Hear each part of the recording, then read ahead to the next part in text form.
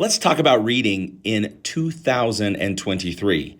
Let's talk about eye reading and let's talk about ear reading. Ear reading is happening more and more every day and has been something that people with things like dyslexia have been using for a long time. In fact, Thomas Edison created the phonograph, and one of the reasons he said he was creating the phonograph is so that it could read books to people who struggled with reading, people who are blind, or people who had dyslexia, so that they could be able to keep up and enjoy the same things that everybody else enjoyed.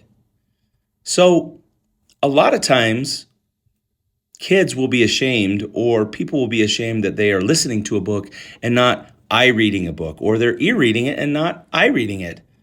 And people will be like, well, that's not really reading. Well, let's talk about that. What is the objective of reading? Reading is a tool to acquire knowledge, and it's a tool for entertainment.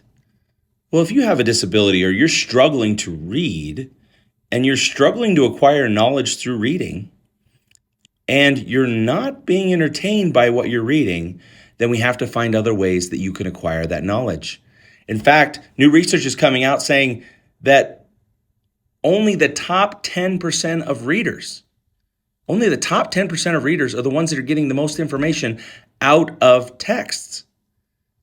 Everyone else, that 90%, is actually acquiring more information from visual and audio than they are from written text.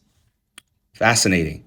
So when you are ear reading, you are acquiring knowledge. You are being entertained. That's why podcasts are so powerful. That's why YouTube's so powerful. Heck, that's why TikTok is so powerful, because people will come here because they can acquire knowledge rapidly in a way that works for them.